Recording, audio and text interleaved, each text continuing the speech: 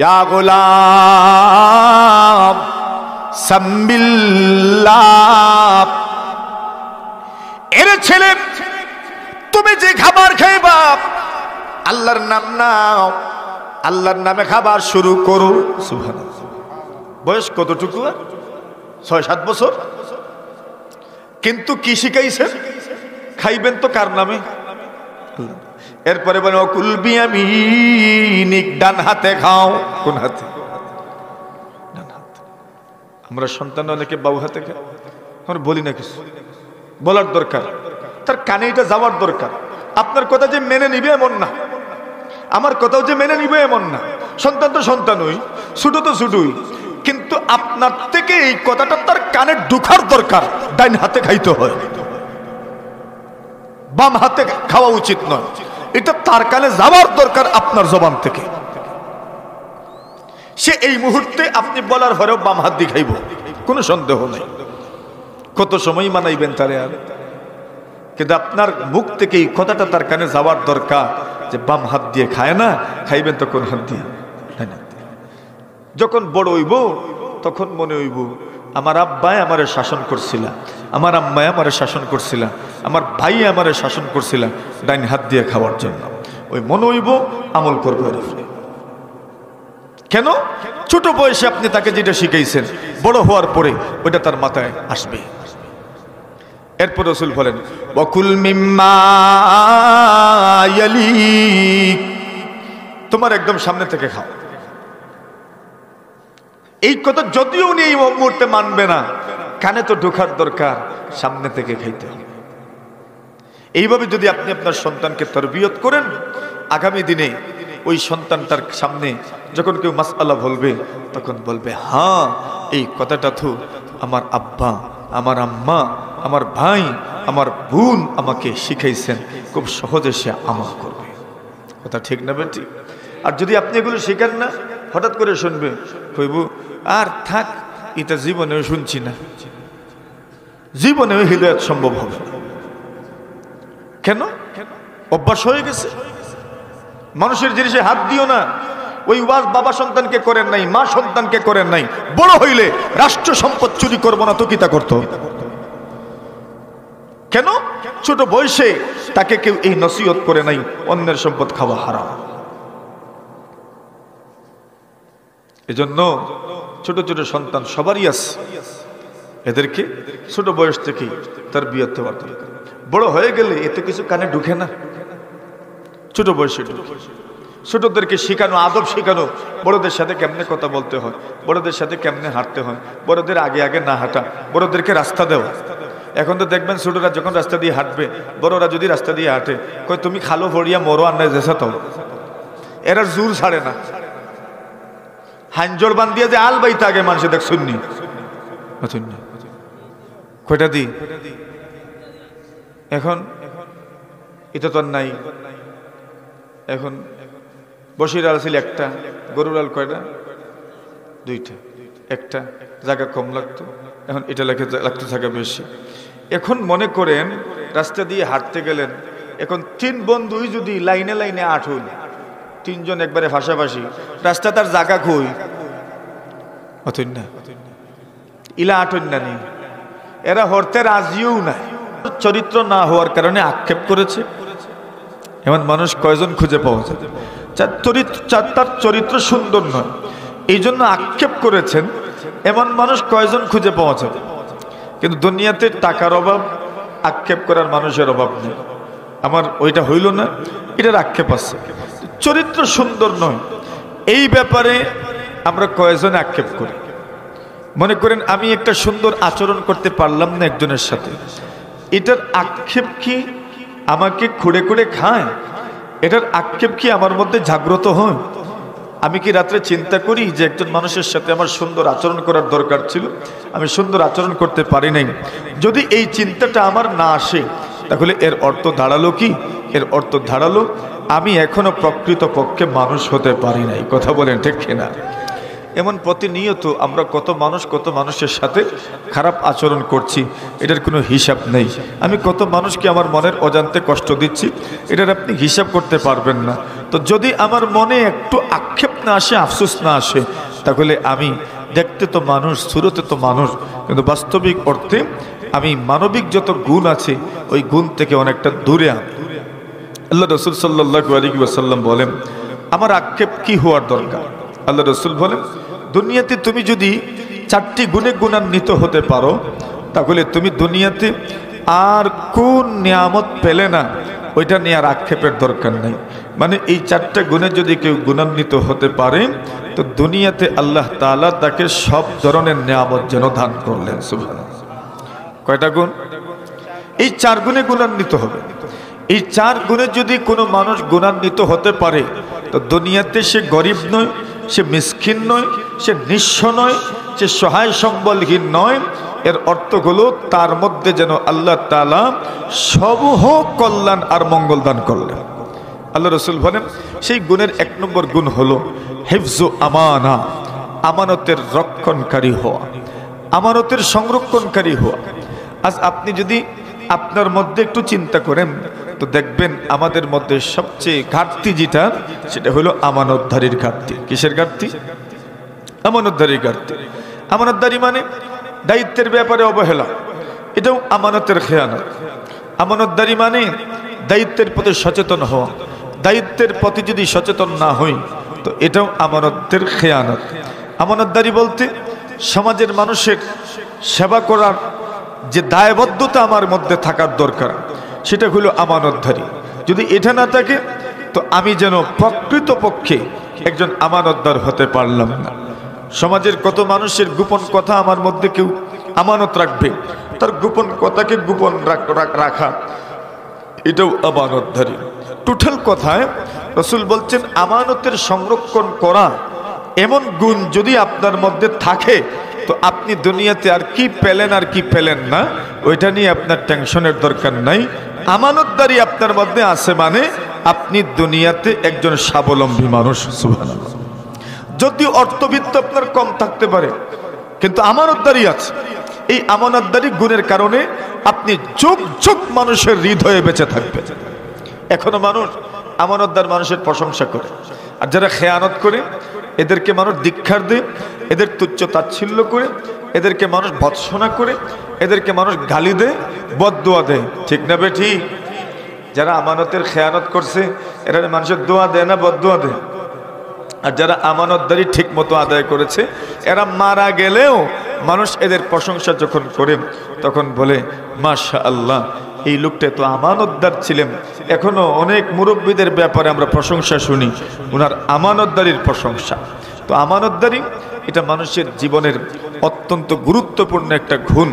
মানুষের চারিত্রিক উৎকর্ষতার প্রথম গুণ হচ্ছে কি হওয়া? বলেন বলেন বলেন, আমানতদার হওয়া। কিন্তু ওই আমানতদারির প্রশ্নে আমরা অনেকটা দুর্বল। আল্লাহ রাসূল সাল্লাল্লাহু আলাইহি ওয়াসাল্লামকে আল্লাহ জানায়া দিলেন, মুসা আলাইহিস সালাতুস সালাম যখন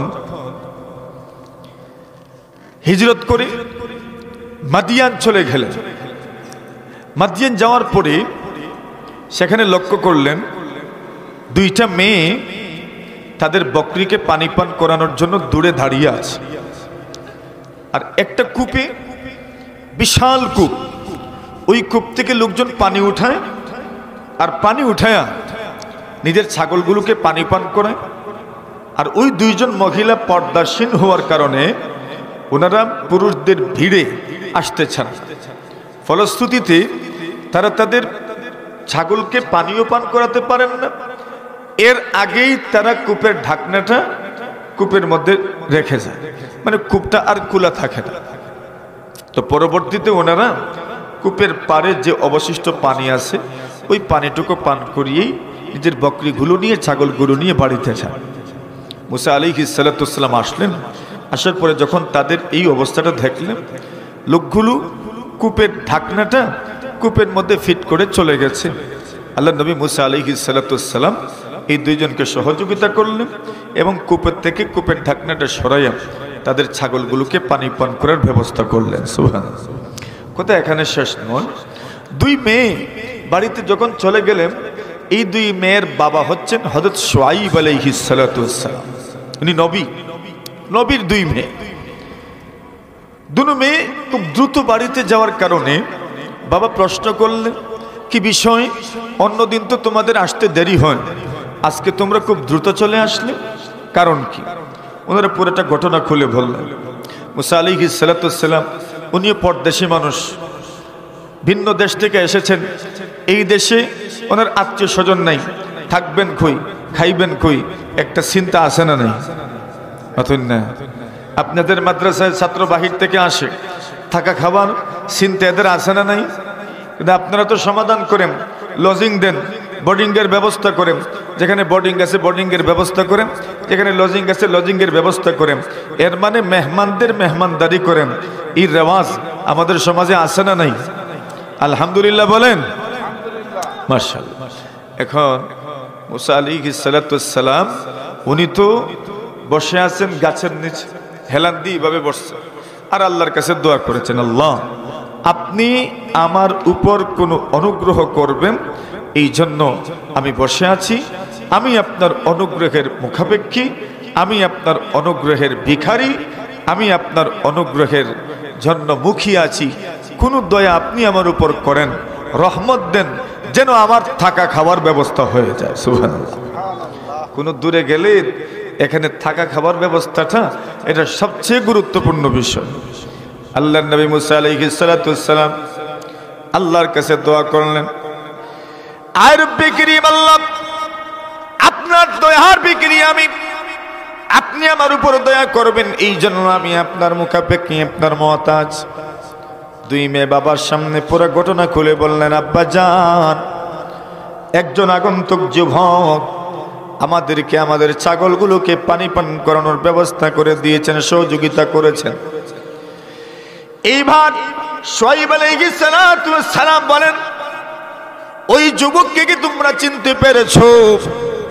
দুজন মেয়ে বলেন, আব্বা জান না, যুবককে চিনতে পারি নাই। শুআইব আলাইহিস সালাতু ওয়াস সালাম বলেন, মনে হয় যুবক মুসাফির, আগন্তুক মুসাফির মানুষ, ইবনুস সাবিল, মুসাফির মানুষ আমাদের দেশে এসেছেন, এখানে কেউ চিনে না, বাড়িতেও যায় নাই, স্পটেই রয়ে গেছে, গাছের মধ্যে হেলান দিয়ে বসে আছি। যাও তোমরা দুজন ওই যুবককে আমাদের বাড়িতে দাওয়াত দিয়ে আসো। সুবহানাল্লাহ। দুজনের একজন আসলেন, বড় লজ্জাবনত হয়ে আসলেন, আর এসে দাওয়াত দিলেন, এরে মুসাফির, আমাদের আব্বা জান আপনাকে দাওয়াত করেছেন আমাদের বাড়িতে যাওয়ার জন্য। সাইয়্যিদুনা মুসা কালিমুল্লাহ আলাইহিস সালাতু ওয়াস সালাম উনি বললেন, চলো, আমি তো অপেক্ষায় আছি, কেউ আমাকে দাওয়াত করবে আর তার বাড়িতে নিয়ে যাবে। সুবহানাল্লাহ। দেরি করার তো কোনো প্রশ্নই আসে না। আমি তো চেয়েছিলাম এক একটা বাড়ির ব্যবস্থা হবে, থাকা খাওয়ার ব্যবস্থা হবে, আমি তো ওই নিয়ামতের দিকে চেয়ে আছি। আল্লাহ তাআলা আমার ডাক কবুল করেছেন, এই জন্য দেরি করতে নাই। চলো, এখনই চলো, তোমাদের বাড়িতে আমি দাওয়াত কবুল করলাম। সুবহানাল্লাহ। দাওয়াত কবুল হয়েছে, সফরও শুরু হয়েছে। এখন রাবার তো আগে আগে মেয়ে পথ দেখাবেন, মেয়ে ওনার বাড়ি চিনেন, উনি তো বাড়ি চিনেন না।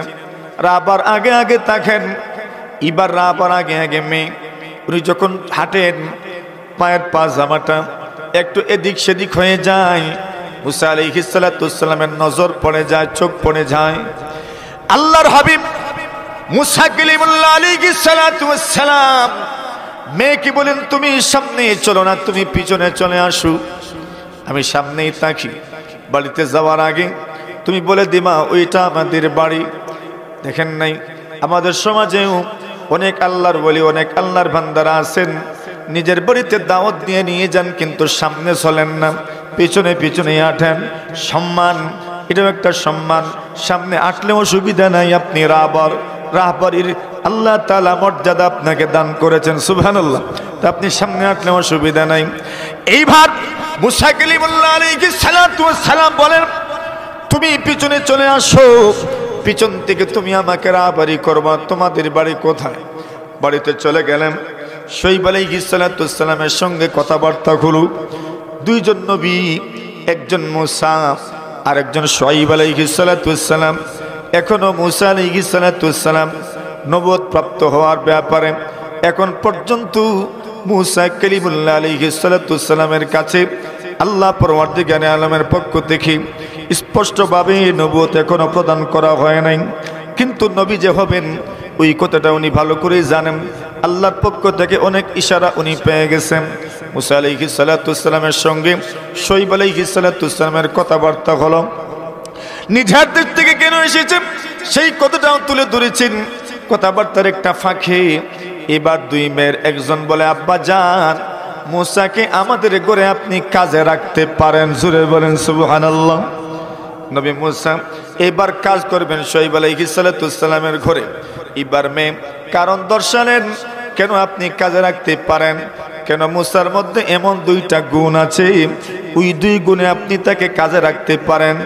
যদি কোনো মানুষকে আপনি কাজে রাখেন, দুইটা গুণ আপনার জন্য দেখতে হবে। এক নম্বর গুণ হলো যে কাজের জন্য আপনি তাকে কাজে রাখতে চান, কর্মচারী রাখতে চান, নিয়োগ দিতে চান, ওই কাজ করার মতো যোগ্যতা আছে কিনা। দুই নম্বর যে গুণটা দেখতে হয় ওই গুণের নাম হলো আমানতদারির গুণ। সুবহানাল্লাহ। কোন গুণ? কেউ যোগ্যতা সম্পন্ন কিন্তু আমানতদারি নাই, আপনি তাকে দিয়ে উপকৃত হতে পারবেন না, বেনিফিটেড হতে পারবেন না। কেন? যোগ্যতা আছে, আমানতদারি নাই। এই দুনিয়াতে যত দুর্নীতি হয় যোগ্যতার অভাবে হয় না, শুধু দুর্নীতির হয় আমানতদারির অভাবে। ঠিক কিনা? কিসের অভাবে? আমানতদারির অভাবে। দেখেন না, এক কলমের কোছায় হাজার হাজার কোটি টাকার দুর্নীতি করে ফেলে, এটা কি যোগ্যতার অভাবে? কিসের অভাব বলেন? আমানতদারির অভাব। আমানতদারি নাই, খেয়ানতদার। এই জন্য এত বড় বড় দুর্নীতি এরা করে ফেলে, আমানতদারি না থাকার কারণে। যোগ্যতার প্রশ্ন তো কোনো ধরনের ঘাটতি নাই এদের মধ্যে, কিন্তু কোনটা নাই? এই জন্য কোনো দায়িত্বশীল নিয়োগ দিতে হলে আমানতদারি আছে কিনা তা দেখতে হয়। এক মেয়ে বলে, আব্বাজান, আপনি তাকে আমাদের ঘরে কাজে রাখতে পারেন।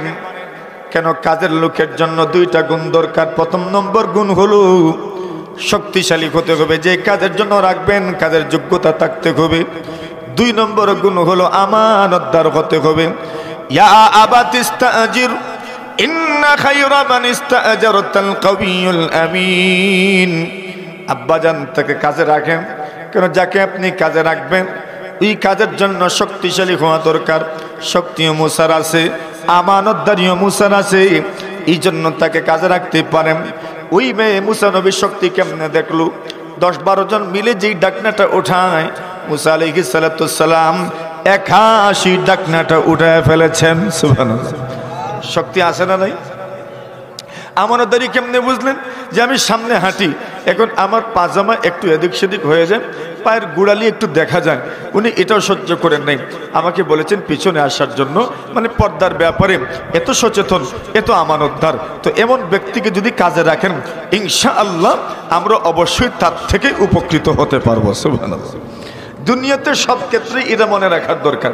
আপনি আমিও যে দুঃখা খাই মাঝে মধ্যে, কেন খাই? যোগ্যতার কারণে নয়, আমানতদারি না থাকার কারণে। কথা বলেন ঠিক না ঠিক? মাঝে মধ্যে যে আমরা ধোঁকা খাই, আমাদেরকে অনেকেই দেখবেন বিপদে ফেলে যায়। এটা কিসের কারণে? মানে আমানতদারি তার মধ্যে নাই। আমরা অনেককে বিশ্বাস করি, আর বিশ্বাস করে সব কিছু তার কাছে দিয়ে দিই, কিন্তু এরপরেও দেখা যায় আমাদেরকে ধোঁকা খেতে হয়। কিসের কারণে? যার কাছে দায়িত্ব দিছি তার মধ্যে কি নাই? আমানতদারি নাই। এই জন্য আমানতদারির গুণ রাসূলুল্লাহ বলছেন, যদি তোমার মধ্যে আমানতদারির গুণ থাকে তাহলে তুমি কোন গুণ পেলে আর কোন গুণ পেলে না, আর দুনিয়ার কোন নিয়ামত পেলে আর কোন নিয়ামত পেলে না, ওইটা নিয়ে তোমার আর টেনশন করার দরকার নাই।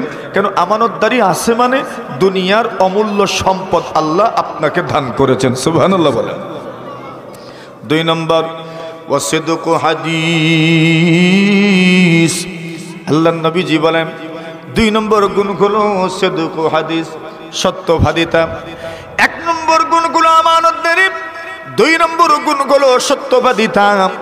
যদি আপনি সত্যবাদী হতে পারেন, আপনি এমন গুণে গুণান্বিত, দুনিয়াতে আপনি আর কি নিয়ামত পেলেন, কি পেলেন না, কোন নিয়ামত আপনি দুনিয়াতে পেয়েছেন আর কি পান নাই, ওইটা নিয়ে টেনশন করার দরকার নাই।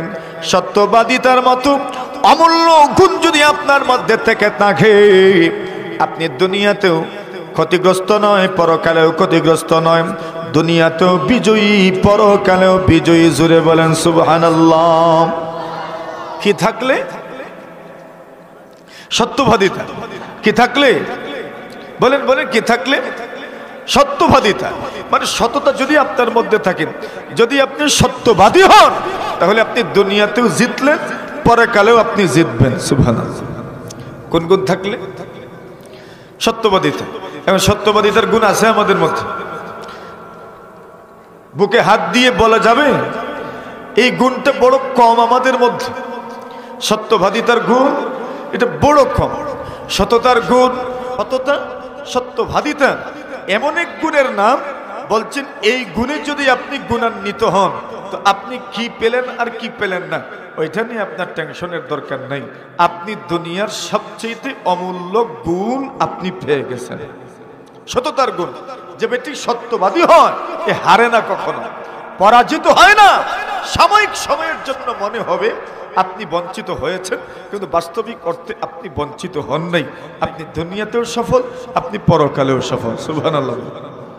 আল্লাহর হাবিব বলেন, আরবাউন ইযা কুন্না ফীকা ফালা আলাই মা ফাতাকা মিনাদ দুনিয়া হিফযু আমানা ওয়া সিদকু হাদিস ওয়া হুসনু খলিকা। আল্লাহর নবী বলেন ৩ নম্বর গুণ হলো উত্তম চরিত্র। আপনি যদি উত্তম চরিত্রের অধিকারী হন, উত্তম আখলাক যদি আপনার মধ্যে থাকে, আপনি দুনিয়াতে আর কি পেলেন কি পেলেন না ওইটা নিয়ে আপনার টেনশনের দরকার নাই, ওইটা নিয়ে আপনার মনক্ষুণ্ণ হওয়ার দরকার নাই। একজন মানুষ যদি চরিত্রবান হয়, দুনিয়ার সবচেয়ে মহামূল্যবান গুণের অধিকারী হয়ে গেল, ঠিক কিনা? চরিত্রবান যদি হন, এই শব্দ শুনতে তো মজা লাগে, চরিত্রবান, কিন্তু চরিত্রবান হওয়া এটা আমাদের যেরকম চেষ্টা করার দরকার ছিল ওই সময় ওই রকম চেষ্টা আমাদের মধ্যে নেই। চরিত্রবান হওয়া, চরিত্র কাকে বলে? সুন্দর চরিত্র, নেক চরিত্র। এটা বই পুস্তকের মধ্যে কত সুন্দর লাগে, পড়িও আমরা, বলিও আমরা, কিন্তু চরিত্রবান কেউ এত সহজে হতে চায় না। চরিত্রবান হওয়া মানে কি? আমার কথাবার্তা সুন্দর, কথাবার্তার মাধ্যমে আমি কাউকে কষ্ট দেই না। আমার চলাফেরা সুন্দর, চলাফেরার মাধ্যমে আমি কাউকে কষ্ট দেই না।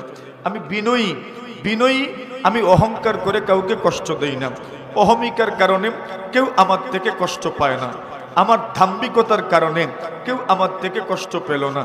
এটার নাম চরিত্রবান হওয়া। আচ্ছা বলেন তো, এইরকম চরিত্রবান আমরা কতজন আছি? রাসূল বলছেন হুসনু খালিকা, চরিত্রবান চরিত্র যদি সুন্দর থাকে তো আপনি মহামূল্যবান গুণের অধিকারী। আর চরিত্র যদি সুন্দর না হয় তা আপনাকে দেখতে সুন্দর, চেহারাও মাশাআল্লাহ সুন্দর, লেবাসও মাশাআল্লাহ সুন্দর, কিন্তু কি নাই? চরিত্র সুন্দর না মানে আত্মার দিক থেকে আপনি পচা গলা, দুর্গন্ধময়। চরিত্র যদি সুন্দর না হয়, লেবাস দিয়ে কিছু হবে না। যদি কথাবার্তা সুন্দর না হয়, লেবাস দিয়ে কিছু হবে না। যদি কথা সুন্দর না হয়, তাহলে তোমার লেবাস দিয়ে কি হবে? তোমার অন্তর পচা, তোমার অন্তর দুর্গন্ধময়। ঠিক নেই? আর কথা বুঝছেন না বুঝেন নাই? যদি চরিত্র সুন্দর না, যদি মানুষকে মহব্বত করতে পারেন না, যদি মানুষকে রেসপেক্ট করতে পারেন না, যদি মানুষকে আপনি মানুষ বলতে পারেন না, যদি আপনার ছোটকে মহব্বত করতে পারেন না, যদি একজন গুণী মানুষকে তার গুণের কদর করতে পারেন না, যদি আপনার চেয়ে গুণে কম মানুষকে আপনি তাকে ইতিবাচক দৃষ্টিতে দেখতে পারেন না, তো আপনি সুরতে তো মানুষ, কিন্তু অন্তরের দৃষ্টিতে আপনি মানুষ হই না। কথা বুঝাইতে পারছি না? বুঝেন নাই?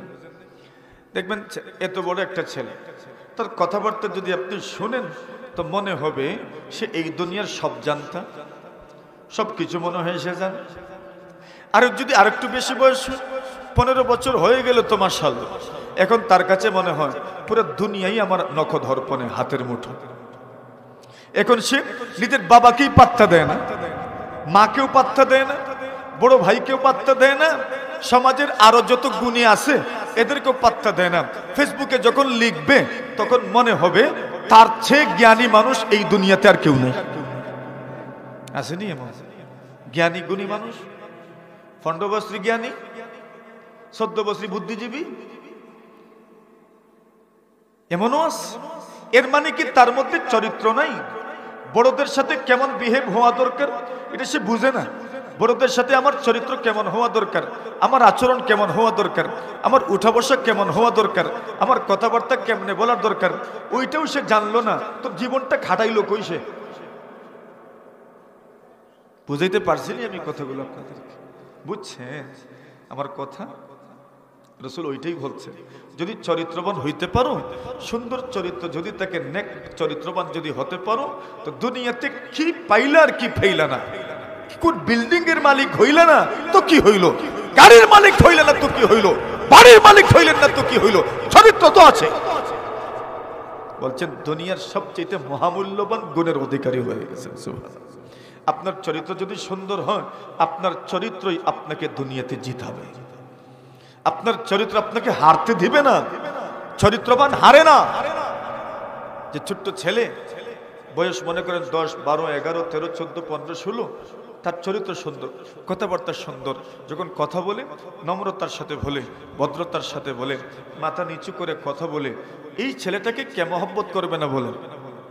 সবাই মহব্বত করবে। এর মানে কি সে দুনিয়াতে কোনো ধনীর ছেলে হোক বা না হোক, গরিবেরই ছেলে হোক, কিন্তু তার মধ্যে কি আছে? নম্রতা আছে, ভদ্রতা আছে, সৌজন্যতা আছে, সে সবার প্রিয় পাত্র।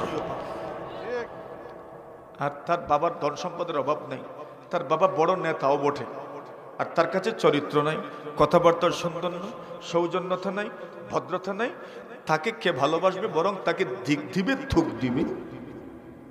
আপনারা বুঝছেন নি আমার কথা? তিতা তিতা কথা, ওই তিতা কথাটাই ওয়াজ করছি আমি। আছি একজন মানুষ, মানুষ হয় কিভাবে, আদর্শ মানুষ কিভাবে হয়? আদর্শ মানুষ হতে হলে প্রথমে আমানতদারি থাকতে হয়, দায়িত্বের প্রতি সচেতনতা থাকতে হয়। এই সমাজে আপনাকে চলতে হয়, আমাকে চলতে হয়। কত মানুষের সাথে আপনার দেখা হয়, আমার দেখা হয়। জীবন যুদ্ধে কত মানুষের সাথে আপনার ফেস হয়, কত মানুষকে আপনাকে ফেস করতে হয়, ঠিক না? বুড়া মানুষকেও ফেস করতে হয়, জোয়ান মানুষকেও ফেস করতে হয়। দোকানদার, আপনি দেখবেন আপনার দোকান নিয়ে বসছেন, যুবকরাও আসবে, বৃদ্ধ মানুষ আসবে, আপনার চাইতে বেশি বয়স্ক মানুষ আসবে, কম বয়সের মানুষও আসবে, সমবয়সী মানুষও আসবে, সবাইকে ফেস করতে হয়। আপনি যখন একটা অটো রিক্সায় উঠবেন, রিক্সা চালক যারা, এরা কেউ আছে যুবক, কেউ আছে জোয়ান, কেউ আছে বৃদ্ধ, আছে না? নেই? তো সবার সাথে আমার আচরণটা কেমন হবে? এই নৈতিকতা যদি, নীতিগত শিক্ষা যদি আমার মধ্যে না থাকে, তো আমার মধ্যে বাস্তবে কোনো চরিত্রই নেই। আমার কথাটা বুঝছেন? এই সমাজে কত বয়সের মানুষের সাথে আমাদের উঠা বসা, কোন বয়সের মানুষের সাথে আমার আচরণ কেমন হইব এটা আমাকে জানতে হবে। এটার নাম ওই চরিত্র। সুবহানাল্লাহ। বুঝছেন? আমার শিক্ষকের সাথে আমার আচরণ কেমন হবে, আমার এলাকার মুরব্বীর সাথে আমার আচরণ কেমন হবে, বয়সে বড় আমার ভাই, তার সাথে আমার আচরণ কেমন হবে, আমার বাবার সাথে, মায়ের সাথে আমার আচরণ কেমন হবে, আমার বড় ভাইয়ের সাথে আমার আচরণ কেমন হবে, আমার উস্তাদ, আমার মাদ্রাসার শিক্ষক, মসজিদের শিক্ষক, ইমাম সাহেব, মুয়াজ্জিন সাহেব, স্কুলের শিক্ষক, তাদের সাথে আমার আচরণ কেমন হবে। এই শিক্ষা যদি আমি অনুভব করতে পারি, এটা যদি উপলব্ধি করতে পারি, রাসূল বলছেন তুমি দুনিয়াতে ধনীর সন্তান নাকি গরিবের সন্তান, তুমি দুনিয়াতে ট্যালেন্ট ছাত্র কি ছাত্র নয়, তুমি মেধাবী কি মেধাবী নয়, সেইটা দেখার বিষয় নয়। তোমার মধ্যে চরিত্র আছে, আখলাক আছে, সৌন্দর্য আছে, তুমি দুনিয়ার সবচেয়ে উত্তম গুণের অধিকারী মানুষ। তুমি ধনীর ছেলে নয় তো কি হইল,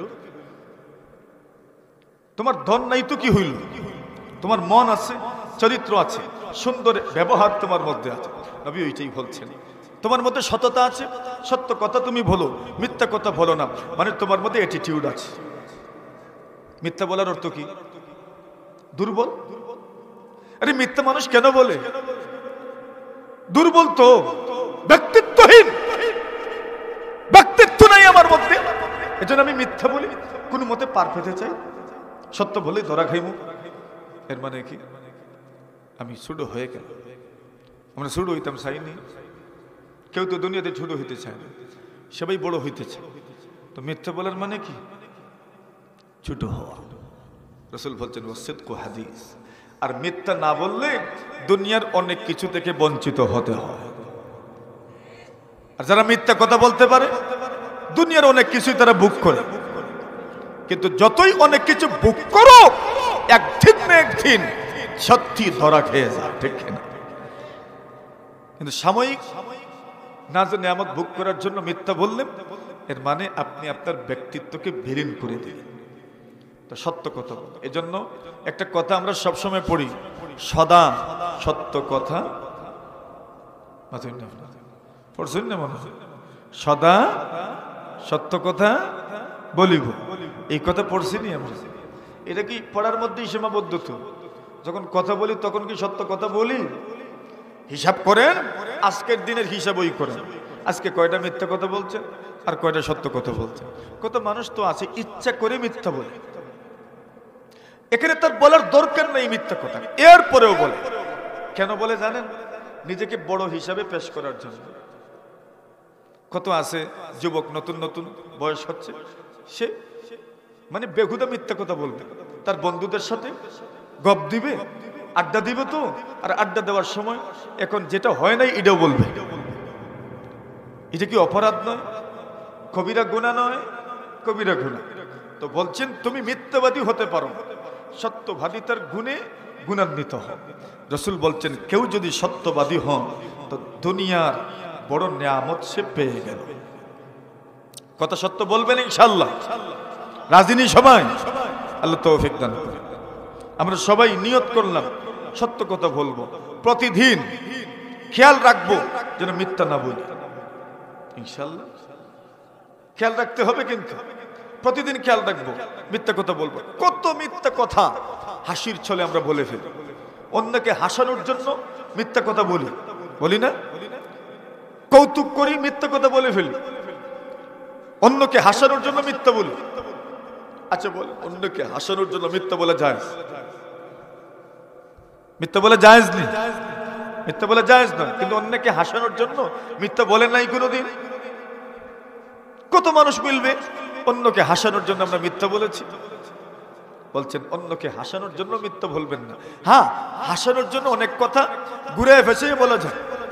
আল্লাহ রসুল, এক বুড়ি আসলেন, আল্লাহ রসুল বললেন শোনো, বুড়িরা জান্নাতে যাবে না। বুড়িরা কি জান্নাতে যাবে না?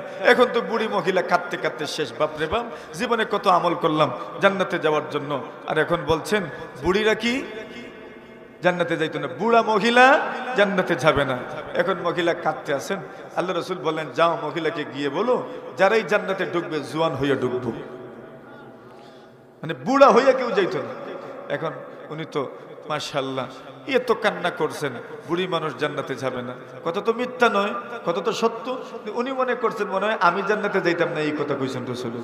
না না, রসুল বলছেন বুড়া জান্নাতে যাবে না, জান্নাতে ঢুকবার সময় কি হয়ে ঢুকবে? জোয়ান হয়ে ঢুকবে। এমন যদি কেউ বলে পেছায়া, ঠিক আছে, কিন্তু সত্যটাই বলছে, কিন্তু হাসানোর জন্য মিথ্যা কথা বলা কি না যায়? নিয়ত হইছে নি আজকের থেকে?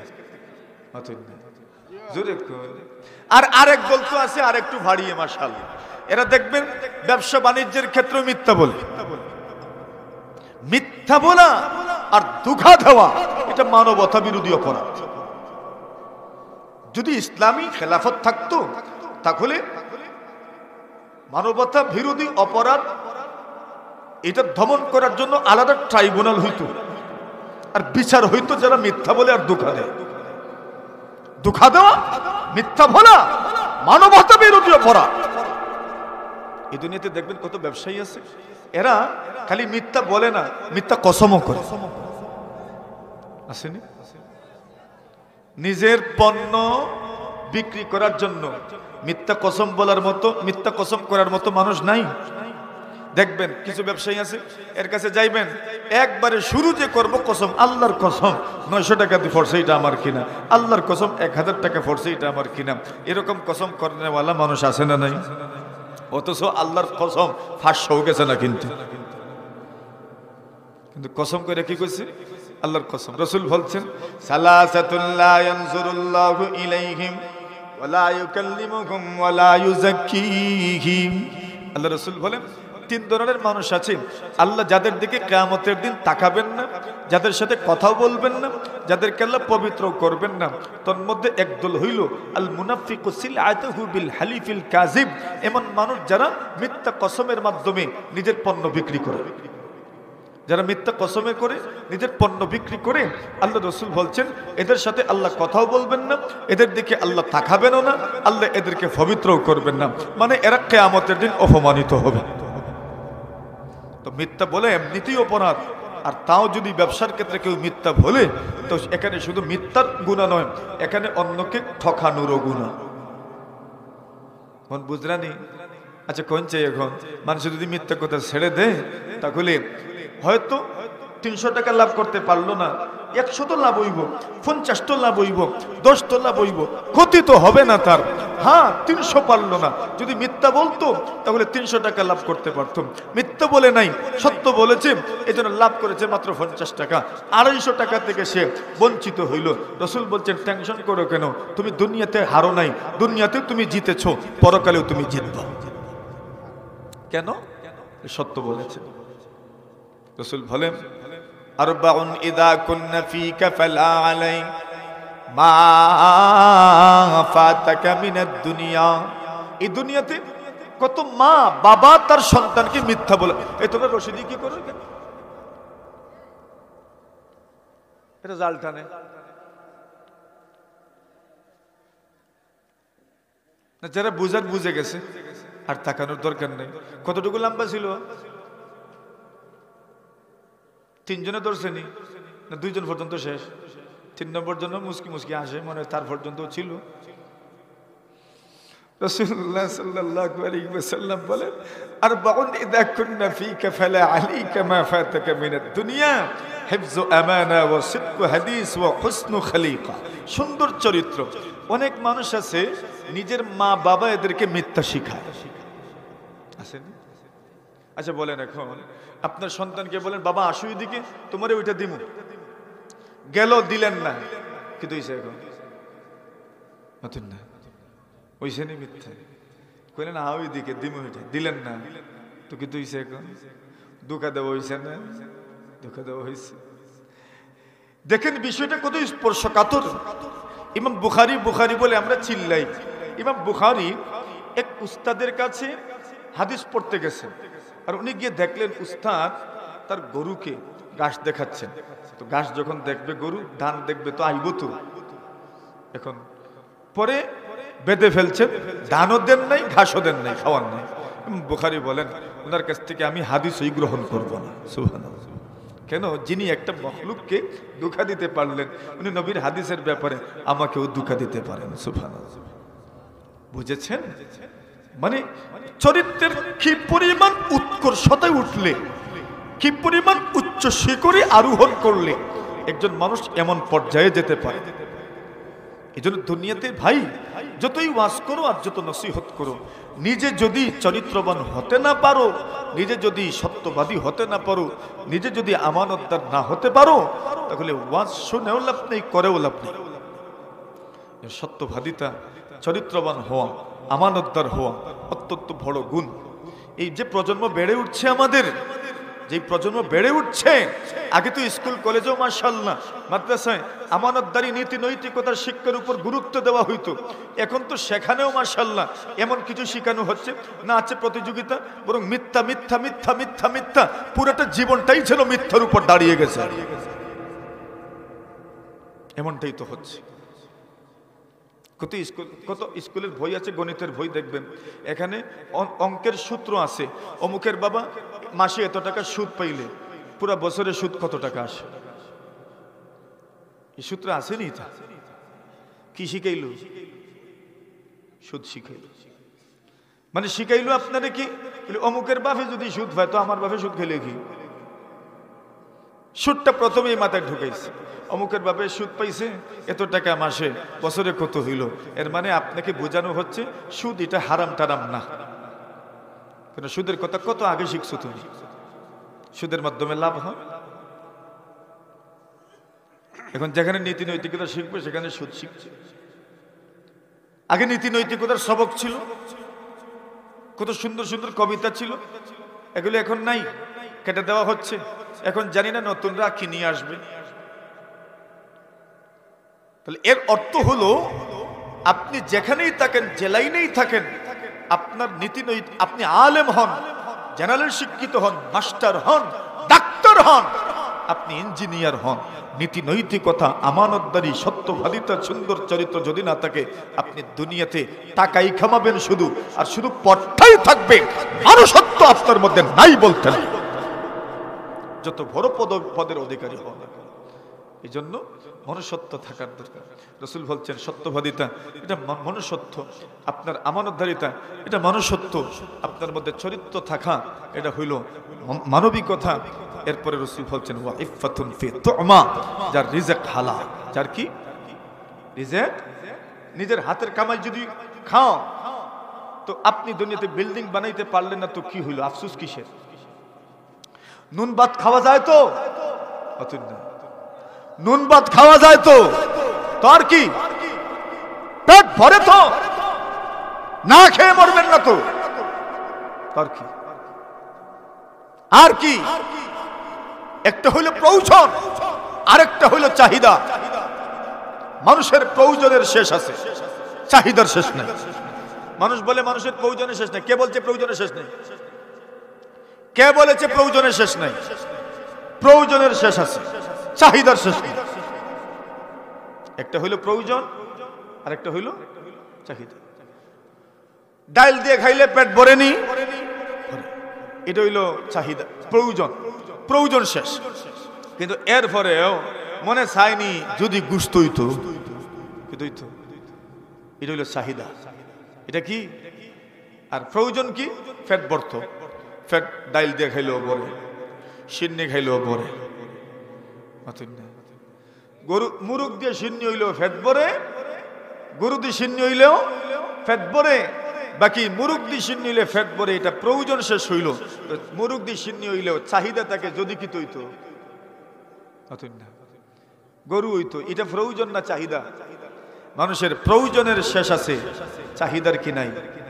শেষ নাই। মানুষে কয় প্রয়োজনের শেষ, কে বলতে প্রয়োজনের শেষ নাই?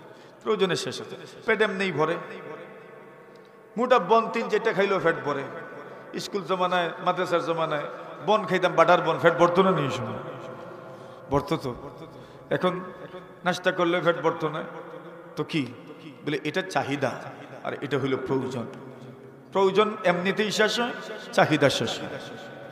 তাহলে ইফফাতুন ফি তু'মা, রাসূল বলছেন রিজিক হালাল হো। রিজিক কি হো? হালাল হো। রিজিক হালালের ব্যাপারে মাতা পিতার জন্য জরুরি সন্তানদেরকে হালাল রিজিকের প্রতি গুরুত্ব দেওয়া। আপনার আমার অনেক সন্তান আছে, অনেকের জিনিসে হাত দিয়ে দেয়, অনেকের গাছের আম পেড়ে আনতে চায়, অনেকের গাছের বড়ই পেড়ে আনে, অনেকের গাছের বেল ভই পেড়ে আনে, আসেনি? এখন আমি মা, আমি বাবা, তাকে ধমক দিলাম না, তাকে বুঝাইলাম না, এটা হারাম, তো আমার সন্তান তো আগামীতে আরো করবে। রাসূলুল্লাহ সাল্লাল্লাহু আলাইহি ওয়াসাল্লাম দেখলেন হাসান রাদিয়াল্লাহু তাআলা সদকার খেজুর এসেছে। এখন সদকার খেজুর তো সদকা খাওয়া, যাকাত খাওয়া নবী এবং নবীর বংশের মানুষের জন্য হারাম। সুবহানাল্লাহ। এদের সাইয়্যিদ যারা, সৈয়দ যারা, এরা যাকাত খাইতে পারে। নবীর বংশের মানুষ যারা, এদেরকে যাকাত দিলে যাকাত আদায় হয় না। আল্লাহ তাআলা এদেরকে সম্মান দিয়েছেন, এরা যাকাত খায় না, যাকাত খাইতে পারে না। এরা যাকাত দিলে যাকাত আদায় হবে না, এরা যাকাত নিলে যাকাত হবে না। এখন সদকার খেজুর, যাকাতের খেজুর, উনি তো ছোট মানুষ, ছোট মানুষ কোনো ফল টল দেখলে তার আগ্রহ থাকে, উনি গিয়েই ধরছেন খেজুরে, আর ধৈরেই একটা মুখে দিচ্ছেন। আল্লাহ নবী দেখলেন, বলেন ও হাসান, কাহ কাহ তু তু চি চি, ফেলে দাও। হাসান তো ছোট মানুষ, ফেলে দিছে। নবী এরপরে বুঝাইলেন, মিয়া নাতি তো, মিয়া তুমি খেজুরে মুখ দিছো, এটা সদকার খেজুর, যাকাতের খেজুর। নাহনু মাআশিরুল আম্বিয়া, আমরা নবীগণ লা নাকুলুস সাদাকা, সদকা খাই না। সুবহানাল্লাহ। ওই ছোট বয়সে দিমাগের ভিতরে ঢুকায়া দিয়েছেন সদকা তোমার জন্য হারাম, তুমি হারাম খেতে পারো না। বলতে তো পারতেন, ছোট বুঝছেন, জায়েজ ছিল, উনি তো শরীয়তের মুকাল্লাফ নয়, বাধ্য নয়, এটা করলে হারাম নয় তার জন্য, কিন্তু বুঝাইয়া দিয়েছেন এই কথা, ছোট বয়সেই তার মাথায় ঢুকাইয়া দিয়েছেন এটা হারাম।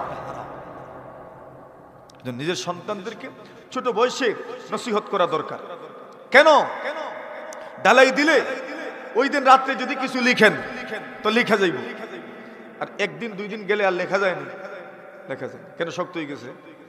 আর ফাঁকা করার সময় যদি কেউ কিছু লিখে, এটা আর জীবনেও মেটানো যায় না। ওমর ইবনে আবি সালামা, আবু সালামার ছেলে, উম্মু সালামার ছেলে নবীজির সাথে এসেছেন, খাইতে বসছেন। ছোটরা যখন খায় তখন দেখবেন এদের হাত এক জায়গায় থাকে না, প্লেটের এখানে একবার হাত দেয়, আরেক জায়গায় আরেকবার হাত দেয়। এরার হাত মোটাটায় যায় বেশি, যেটা ফাটতো না ওইটাই হাত যায় বেশি। মাথুন না হুরু হুরু হুরু তাই তোর হাত কোনবায় বেশি যায়, যেটা ফাটতো না দেখবা এইটা গিয়ে ধরবো। এটা অভ্যাস তার, আমারও ছিল, আপনারও ছিল, সবার আছে। এখন এক প্লেটে খাবার, খাবার আদব কি? ডান দিক থেকে খাও। দুই তিনজন যদি একসাথে খাবার বসেন, তবলিগে গেলে তো এই মাসালা হয়, প্রত্যেকে যার যার ডান দিক থেকে খান। এখন উনিও বসছেন রাসূলের সাথে খাবার। অথবা মনে করেন আমরা অনেক সময় এক জায়গায় প্লেটে আপেল দেওয়া হইল, আঙ্গুর দেওয়া হইল, মালটা দেওয়া হইল, তো এখন প্রত্যেকে নিজের সামনে থেকে একটু একটু নেওয়া। ছোট এরা যদি আয় সামনে, তো এরা কি সামনে থেকে লইব না জাফটা দিব জুড়ে? একবারে মোটা ওই কি জাত গাড়ির মতো ঝাপটা মার, খাইতে তো পারতো না। আল্লাহ রাসূল দেখলেন ছোট্ট ওমর ইবনে আবি সালামার হাত এদিক সেদিক ঘুরছে। ছোট মানুষ, বয়স কম, তার জন্য জায়েজ, কিন্তু নবী তাকে বললেন, ও সাহেব, ইয়া গোলাম সাম্বিল্লাহ, এরে ছেলে, তুমি যে খাবার খাইবা আল্লাহর নাম নাও, আল্লাহর নামে খাবার শুরু করো। বয়স কতটুকু? ৬-৭ বছর। কিন্তু কি শিখাইছেন? খাইবেন তো কার নামে? এরপরে বলেন ওকুল বিয়ামিনিক, ডান হাতে খাও। কোন হাতে? আমরা সন্তান অনেকে বাউ হাতে খাই, আমরা বলি না কিছু, বলার দরকার, তার কানে এটা যাওয়ার দরকার। আপনার কথা যে মেনে নিবে এমন না, আমার কথাও যে মেনে নিবে এমন না। সন্তান তো সন্তানই, ছোট তো ছোটই, কিন্তু আপনার থেকে এই কথাটা তার কানে ঢোকার দরকার। ডাইন হাতে খাইতে হয়, বাম হাতে খাওয়া উচিত নয়, এটা তার কানে যাওয়ার দরকার আপনার জবান থেকে। সে এই মুহূর্তে আপনি বলার পরেও বাম হাত দিয়ে খাইব, কোনো সন্দেহ নেই। কত সময় মানাইবেন তারে আর, কিন্তু আপনার মুখ থেকে এই কথাটা তার কানে যাওয়ার দরকার যে বাম হাত দিয়ে খায় না, খাইবেন তো কোন হাত দিয়ে? যখন বড় হইব তখন মনে হইব আমার আব্বাই আমারে শাসন করছিল, আমার আম্মাই আমারে শাসন করছিল, আমার ভাই আমারে শাসন করছিল ডাইন হাত দিয়ে খাওয়ার জন্য। ওই মনে হইব, আমল করবো। কেন? ছোট বয়সে আপনি তাকে যেটা শিখাইছেন, বড় হওয়ার পরে ওইটা তার মাথায় আসবে। এরপর রাসূল বলেন ওয়াকুল মিম্মা ইয়ালিক, তোমার একদম সামনে থেকে খাও। এই কথা যদিও উনি এই মুহূর্তে মানবে না, কানে তো ঢোকার দরকার, সামনে থেকে খাইতে। এইভাবে যদি আপনি আপনার সন্তানকে তরবিয়ত করেন, আগামী দিনে ওই সন্তানটার সামনে যখন কেউ মাসআলা বলবে, তখন বলবে, হ্যাঁ এই কথাটা তো আমার আব্বা, আমার আম্মা, আমার ভাই, আমার বোন আমাকে শিখাইছেন, খুব সহজে সে আমল করবে। কথা ঠিক না বেটি? আর যদি আপনি এগুলো শিখেন না, হঠাৎ করে শুনবে, কইব আর থাক, এটা জীবনেও শুনছি না, জীবনেও হিদায়াত সম্ভব হবে। কেন? অভ্যাস হয়ে গেছে। মানুষের জিনিসে হাত দিও না। ওই ওয়াজ বাবা সন্তানকে করেন নাই, মা সন্তানকে করেন নাই। বড় হইলে রাষ্ট্র সম্পদ চুরি করবো না তো কিতা করতো? কেন? ছোট বয়সে তাকে কেউ এই নসিহত করে নাই, অন্যের সম্পদ খাওয়া হারাম। এজন্য ছোট ছোট সন্তান সবারই আছে, এদেরকে ছোট বয়স থেকেই তার বিয়ে দেওয়া দরকার। বড় হয়ে গেলে এতে কিছু কানে ঢুকে না, ছোট বয়সে ঢুকে। ছোটদেরকে শেখানো, আদব শেখানো, বড়দের সাথে কেমনে কথা বলতে হয়, বড়দের সাথে কেমনে হাঁটতে হয়, বড়দের আগে আগে না হাঁটা, বড়দেরকে রাস্তা দেওয়া। এখন তো দেখবেন ছোটরা যখন রাস্তা দিয়ে হাঁটবে, বড়রা যদি রাস্তা দিয়ে হাঁটে, কই তুমি খালো ভরিয়া মরো আর নাই যেসা তো, এরা জোর ছাড়ে না। হাঞ্জর বান দিয়ে যে আল বাইতে আগে মানুষে দেখ শুননি কয়টা দি। এখন এটা তো নাই। এখন বসির আল ছিল একটা, গরুর আল কয়টা? দুইটা। একটা জায়গা কম লাগতো, এখন এটা লাগতো জায়গা বেশি। এখন মনে করেন রাস্তা দিয়ে হাঁটতে গেলেন, এখন তিন বন্ধুই যদি লাইনে লাইনে আঠুন, তিনজন একবারে ভাষাভাষী, রাস্তা তার জায়গা খুই অতই না, ইলা আঠুন না, এরা হরতে রাজিও না। আপনি যাইতে কোন দিকে? গাড়ি যাইতো কোন দিকে? গাড়ি হরন দিলে ফাটাইয়া ছাড়।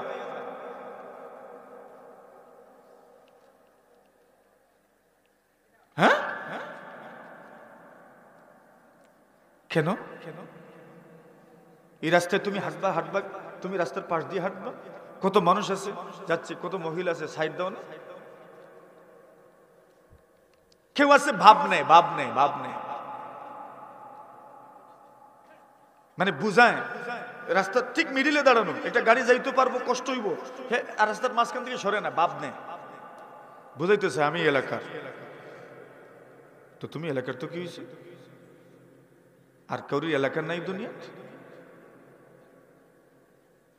তো যদি এই হয়, এর মানে মানবিকতা নাই, মনুষ্যত্ব নাই, আখলাক নাই, চরিত্র নাই। এটা চরিত্রের বিষয়, হোসন খালিকা, চরিত্রবান হওয়া। রাস্তায় মানুষকে সুযোগ করে দেওয়া চরিত্রবানের আলামত। কত আছে রাস্তা দিয়ে মহিলারা যায়, দুই পাশে পুরুষেরা দাঁড়ায় থাকে, মহিলারা যাইব কোন দিকে? দুই দিকে যদি পুরুষে দাঁড়িয়ে থাকে, আরেক পুরুষেরও তো দুই মাঝখান দিয়ে যাইতে শরম লাগে, মহিলা যাইব কেন?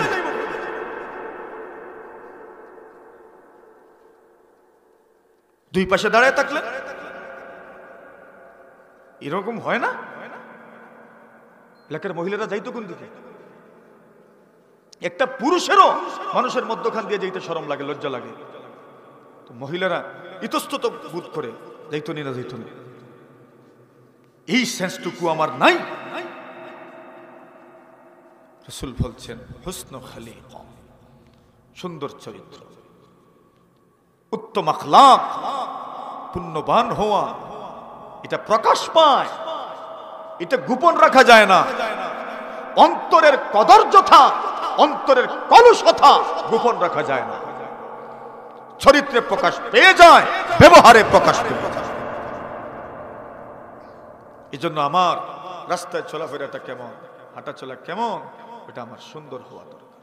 ইনশাআল্লাহ বেজার হইছেন নি, ওই লেয়ার কিতা করবো আমি। রাসূল বলছেন সততা, আমানতধারী, হুসন খালিকা, উত্তম চরিত্র, ইফাতুন ফি তুমা, রিজিক হালাল হওয়া। আল্লাহ তৌফিক দান করুন, আমিন বলেন। যারা বড় হচ্ছেন এরা আমাদের অহংকার, আমাদের উজ্জ্বল ভবিষ্যৎ, এরা এই সমাজের ভবিষ্যৎ কর্ণধার। যারা বড় হচ্ছেন এখন 12 বছরই, 13 বছরই, 14 বছরই, 15 বছরই, 16, 17, 18, কিশোর গ্যাং। কি গ্যাং? কিশোর গ্যাং।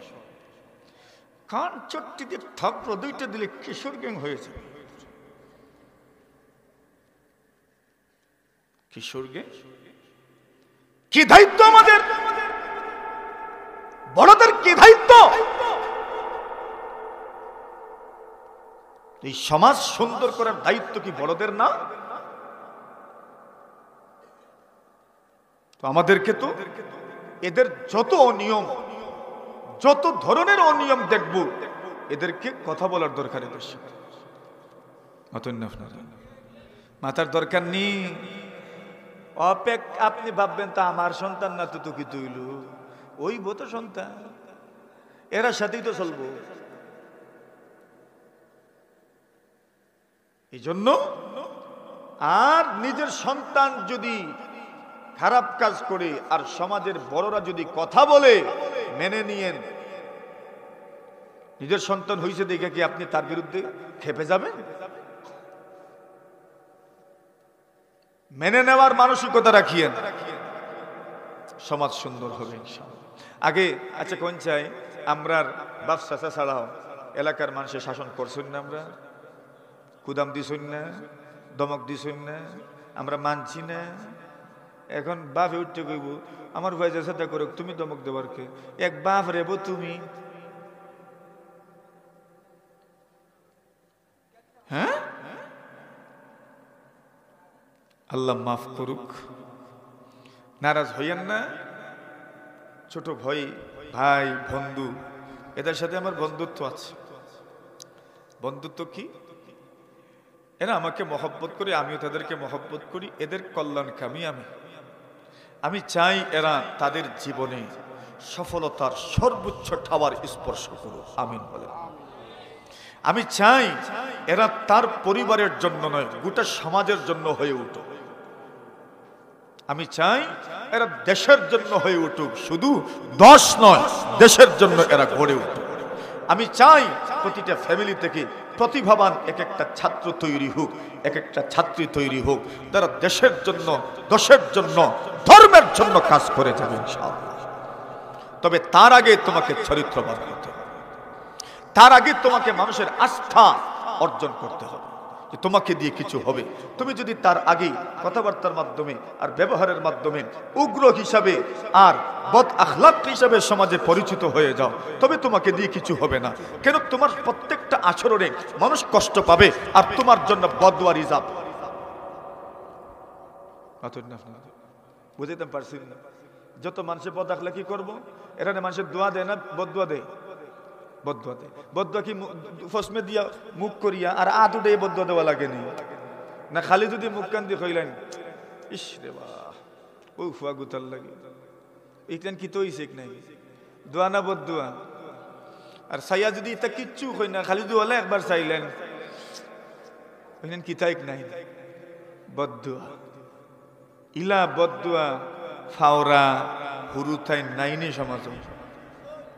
আসলে আমি যদি আমার আচরণে ও অঙ্কুরেই গুড়াতেই যদি মানুষের বদদুয়া কুড়ানো শুরু করি, তো বড় হওয়া পর্যন্ত বদদুয়ানো টা হয়ে যাব না।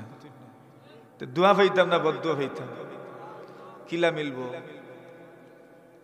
মাতইন সুন্দর চরিত্র, রাস্তা দিয়ে আটার সময় আখলাকের সাথে, ভদ্রতার সাথে, নম্রতার সাথে আটমু। মুরব্বী ফাইলে সালাম দিমু, বড় ফাইলে সালাম দিমু, সমবয়সী ফাইলেও সালাম দিমু ইনশাআল্লাহ। হ্যাঁ ইনশাআল্লাহ। খালি কাসিমের দেখি আসসালামু আলাইকুম, তো কি তৈল? আমারে দেখলে তো কত মানুষ সালাম করে। সালাম কি তা খালি ইটা রিজার্ভ নেই বলে খালি টান লাগে সালাম? সালাম তো সোয়াবর খাম, এটা চরিত্র, এটা আখলাক, এটা সুন্দর চরিত্র। আমার বড় ভাইরে আমি সালাম দিতাম, আমার আব্বারে সালাম দিতাম, মাইজিরে সালাম দিতাম, চাচাজিরে সালাম দিতাম, মামুজিরে সালাম দিতাম, মৌবাজিরেও সালাম দিতাম, লাগাবাড়ির চাচাজি তান্দেও সালাম দিতাম, লাগাবাড়ির ফুফুজি তান্দেও কিতা করতাম, সালাম দিতাম, বাইসাবর বন্ধুরেও কিতা করতাম। আর সমবয়সী যারা একজনে আরেকজনে সালাম দিতাম। সালাম কিতা খালি হুজুরুর লাগেনি, খালি সভাপতি সাহেবর লাগেনি, খালি ইমাম সাহেবর লাগেনি, খালি মুয়াজ্জিন সাহেবর লাগেনি, খালি লিডারর লাগেনি। লিডার আসসালামু আলাইকুম, আর বাপ বাপ কি তুই? বাপ কিচ্ছু না। লিডার আসসালামু আলাইকুম, লিডার আসসালামু আলাইকুম, লিডার আসসালামু আলাইকুম, আর বাপর লোকে হ্যাঁ কও।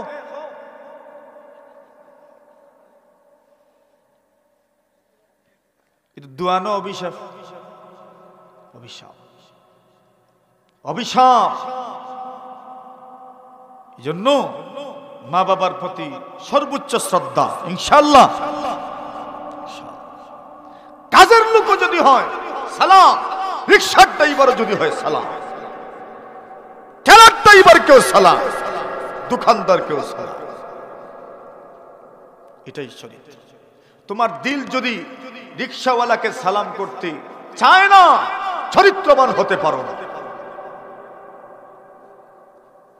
একজন কৃষককে দেখে যদি মুখ দিয়ে সালাম বের হয়, যদি একজন কৃষকের প্রতি রেসপেক্ট তোমার অন্তরে থাকে, একজন কৃষকের প্রতি যদি তোমার সুন্দর মন মানসিকতা থাকে, তবে তুমি একজন পরিপূর্ণ মানুষ। আর যদি এটা থাকে না, মনে হয় আমি তো শিক্ষিত, আর উনি হইলেন একজন কৃষক, মানবিকতা নাই, এটাকে চরিত্র বলে না, এটাকে আদর্শ বলে। এই দুনিয়াতে কত বড়রা কৃষকের ছেলে। কার ছেলে? আরে বাবা কৃষি কাজ করতে করতে মানুষ হিসাবে গড়েছে, তো নিজে ছায় নাই, কেতাব তোমাকে দেয় না, ডাক্তার তোমাকে দেয় না, রুয়া রইতেও তোমাকে দেয় না। কেন? গরু রাখতে দেয় না, মহিষ রাখতে দেয় না। চাইলে তো পারতো তোমার মতো ছেলে বাবাকে 300 টাকা রুজি করে এনে দিতে পারে, করায় না। কেন? যারে ফুট তুই ফোড়ার যা, আমি মূর্খ, মূর্খও থাকি, তুই মূর্খ হইস না। আর বাপের লগে তোমার ব্যবহার, লিডারের লগে আসসালামু আলাইকুম, বাপ কিচ্ছু না। কত বড় ভাই আছে জীবনটা শেষ করে দিয়ে ছোট ভাই অন্তরে লেখাপড়া করানোর লাগে নাই, জীবন দিলা যা রুজি করে ছোট ছোট ভাই বোনদের জন্য ব্যয় করে। তোমার বড় ভাইয়ের প্রতি তোমার কোনো রেসপেক্ট নেই। আর রাজনৈতিক অভিভাবক, কি জাত অভিভাবক? মাটির দলা তোমার মুখ। রাজনৈতিক অভিভাবক জীবনটা শেষ করে দিচ্ছে বড় ভাই, বছরকে বছর বাহিরে, শুধু ভাইকে মানুষ করার জন্য, বোনকে মানুষ করার জন্য। আর অভিভাবক, আমার অভিভাবক,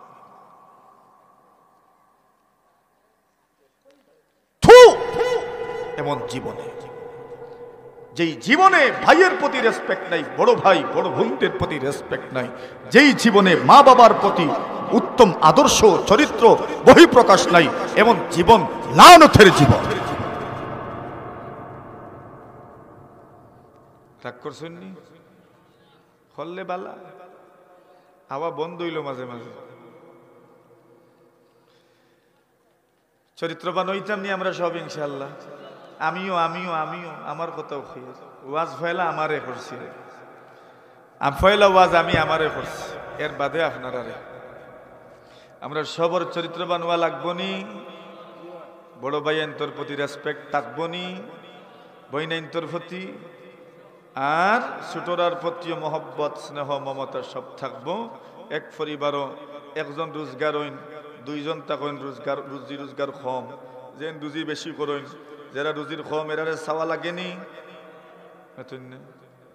না, খালি নিজর নেহরারেও চাইতাম মাতইন না, ইনো দেখি মুখে দি মাত বার হয় না, সকলরে চাইতাম। আল্লাহ আপনার রোজগারি বেশি রুজি দিরা, এর মানে খালি আপনি খাইতা না, আপনার ডাইন বামো আপনি চাইতা, ডাইন বামো চাইতা, এরারে মুইট মুইট করে দিতা, খালি নিজে দিতা না, হুরু তাইন্তরে দি ফাটাইতা। ও হুরু তো গিয়ে হিকতো আমার আব্বায়, বড় আব্বারেও দিতা, মেজো আব্বারেও দিতা, অমুক আঙ্কেলরেও দিতা, কথা শিখতো। হেও যে সময় রোজগার হইব, বড় হইব, হেও কিতা করব, বড় আব্বারে দিব, ছোট আব্বারে দিব।